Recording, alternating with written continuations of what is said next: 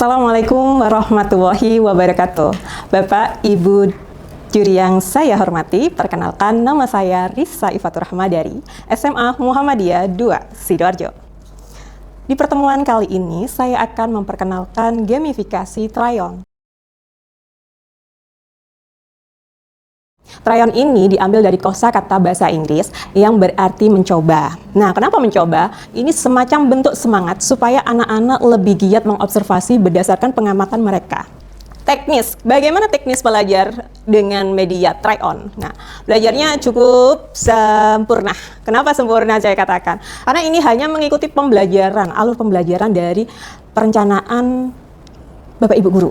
Nah, saya menawarkan media Try-on dengan format awal tes diagnostik memanfaatkan laman kecerdasan majemuk dari jurus 7 Guru Hebat BK. Nah, semacam ini. Teknisnya anak-anak tinggal men-scan saja, masuk ke laman, mengisi, ada hasilnya. Nah, hasil ini yang akan menjadikan mereka masuk ke kelompok, oh ini kecerdasan linguistik, oh ini numerasi, oh ini naturalistik, dan seterusnya. Kita masuk ke session pertama, yaitu session menyimak teks laporan hasil observasi secara kritis. Di sini media Try-on kita berikan dengan penamaan baper. Apa itu baper? Wih, baper ya bukan. Baper ini kepanjangan dari bermain peran. Bagaimana teknisnya? Ya, pertama, kita akan melakukan pembelajaran dengan mengkondisikan siswa mengerti hasil potensinya tadi itu sesuai dengan kelompok. Nah, posisi guru di sini tidak boleh membandingkan, oh potensi akademis yang naturalistik itu bagus, tidak boleh. Semuanya sama. Oleh karena itu kita wajib memberikan motivasi. Ini spesial kamu, maka kamu harus memberikan produk yang terbaik dari kecerdasan yang kamu dapat, dominasi kecerdasan yang kamu dapat. Nah, mengapa ini disadarkan seperti itu? Basisnya adalah supaya mereka menerapkan pembelajaran yang di sekolah di lingkungan mereka sendiri. Contohnya, saya berikan tema labu siam. Loh Bu, kok labu siam? Sepertinya tidak menarik. Oh tentu tidak. Labu siam ini sangat menarik. Kenapa? Karena ketika ada menu MBG, masakannya labu siam. Fakta menarik di lapangan adalah mereka siswa itu tidak menyukai sayuran ini. Walaupun diolah dengan telur, sayur jagung, dan lainnya, itu mereka selalu menyisihkan. Ketika saya masuk ke tempat pengumpulan pada MBG, itu kan disortir dulu Bapak Ibu. Ternyata di situ itu banyak sekali sayur labu yang tidak dimakan habis, bahkan disisihkan, bahkan ya sudah gitu aja, terbuang akhirnya. Nah, fakta inilah sangat miris bagi saya. Kenapa? Karena labu siam itu sayuran yang bagus untuk pertumbuhan dan kecerdasan anak. Kita lanjut dari posisi labu siam. Nah, si labu siam ini kita letakkan di depan kelas. Anak-anak datang untuk mengamati labu tersebut. Dari sana kita bisa mengarahkan, kira-kira pertanyaan apa sih yang akan kamu tulis tentang labu siam ini? Kalau sudah selesai, barulah kita kasih kartu baper. Ya, baper. Kartu bermain peran. Sesuai dengan kecerdasan majemuknya. Kalau kecerdasannya naturalistik, maka kita akan menciptakan ahli botani. Ya, ahli botani ini tugasnya adalah mengklasifikasi dan mencari morfologis tentang labu siam. Kalau sudah mendapatkan kartu itu, cukup mudah kok. Siswa hanya mengikuti instruksinya. Kira-kira Bu Risa, instruksinya apa? Ya, instruksinya adalah mencari informasi sebanyak-banyaknya tentang kartu itu. Nah, di sini siswa mencatat beberapa informasi tanpa meninggalkan sumber aslinya. Kita harus terus terang, mengapa itu dilakukan? Supaya anak-anak ini tidak terindikasi plagiasi. Nah, kalau sudah terkonsep semacam itu, ketika anak-anak masuk ke jalur Skribo, dia tidak akan memaksakan diri untuk mengkopi jawaban dari laman-laman, tetapi dia menulis sesuai dengan hasil pengamatan. Itu lebih bertanggung jawab, karena di Skribo sendiri itu sudah disetting. Jawaban yang menggunakan AI tidak akan lulus sensor. Nah, media selanjutnya, kita harus mengkondisikan kembali nih supaya semangatnya muncul kan. Anak-anak tadi kita kumpulkan ke depan, berbaris, tidak perlu rapi, cuma gini aja, berkumpul. Kemudian kita tanya, siapa yang berpikir untuk mengelolanya, maka maju 2 langkah. Nah, ketika sudah maju 2 langkah, oke. Kemudian kalau hanya berpikir memakannya, berarti mundur 1 langkah. Kalau berpikir mengelolanya, mau maju 10 langkah. Nah, kalau sudah melangkah sejauh mungkin, kita akan meng-highlight. Itulah nak, cara berpikir kreatif dalam mengobservasi sebuah objek. Semakin jauh Anda melangkah, semakin Anda bisa mensyukuri kenikmatan dan kebesaran Allah. Karena sebuah penciptaan bentuk apapun semacam labu siam, sayur-sayuran sekecil apapun itu memiliki manfaat yang luar biasa di dalam hidup kita. Nah, dari sisi inilah guru akan mengajarkan tidak hanya secara teoritis, pengalaman dan seterusnya, tetapi agama masuk. Jadi konsep deep learning itu dibentuk sedemikian rupa supaya anak benar-benar memahami bahwa labu siam itu bermanfaat dalam kehidupan keseharian mereka.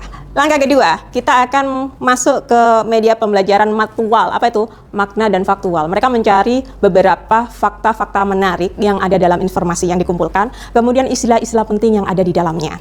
Kalau sudah selesai, simpan. Lanjut. Oke.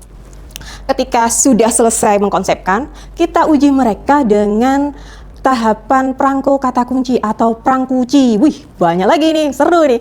Kenapa prakunci? Ini mencoba untuk menguji bagaimana konsep pemahaman tentang kaidah kebahasaan penulisan laporan hasil observasi. Prangkunci gampang kok, hanya mencocokkan, mengklasifikasikan kata kunci dengan sumber-sumber informasi yang ada di dalam perangko itu. Dengan mengkonsepkan semacam anak-anak akan membuat mind mapping tapi versinya puzzle. Nah, versi puzzle. Versi puzzle-nya ini terarah begitu.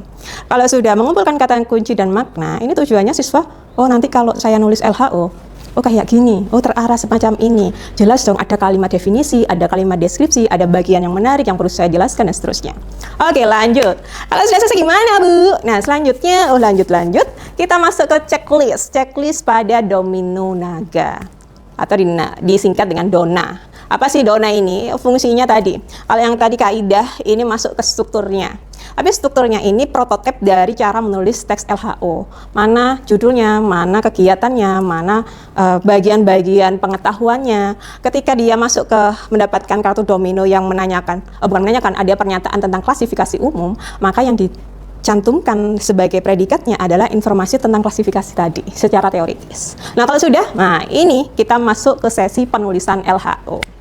Nah, anak-anak bisa menuliskan LHO, tetapi ini bisa digital dulu ya. Digital dulu, baru masuk ke tahapan berikutnya. Nah, tapi berikutnya apa sih? Ya, tahapannya adalah menulis scrapbook. Ya, scrapbook ini bisa berbentuk non-digital atau digital. Gampang sekali, bisa memanfaatkan media Canva atau media majalah lainnya yang membahas labu siam. Kita bisa menggunting-gunting atau menyiapkan tentang foto-foto observasi di dalam kelas. Nah, contohnya seperti ini. Jadi, jika anak itu mendapatkan kartu berperan bapernya ahli botani, maka dia harus menulis sesuai dengan permintaan klasifikasi, morfologisnya, dan manfaat, dan seterusnya. Sudah selesai? Di tahapan ke-6 nih. Mereka harus presentasi, memakai jas lab, kemudian membawa propertinya. Nah, guru di sini bisa meminjam properti dari lab, mungkin dari sarung tangan, kemudian kaca pembesar. Tak lupa yang menu utamanya adalah labu siam. Oke, kalau sudah dia tinggal menerangkan seperti gambar ini. Lanjut. Nah, ini yang paling keren nih, bombastis. Nah, bombastisnya apa? Ini saya berikan refleksi ujian. Dari awal sampai akhir, Tryon ini adalah karya saya, kreasi saya, yang saya highlight untuk memudahkan siswa memahami LHO. Nah, ini ada sekitar 8 teknis bermain. Intinya, ketika anak bermain mulai tahapan mulai ini, sampai ke atas, jika dia melewati barcode, maka dia ulangan dan permainan itu berakhir. Nah, terus yang main satu saja dong? Tidak, dia akan tergantikan oleh anggota kelompok lainnya. Jadi, proses Tryon ini yang terakhir itu dilakukan oleh 2 orang dari 2 kelompok yang berbeda. Kemudian bermain secara bergantian. Jika sampai di nomor 38 tanpa hambatan, sudah selesai.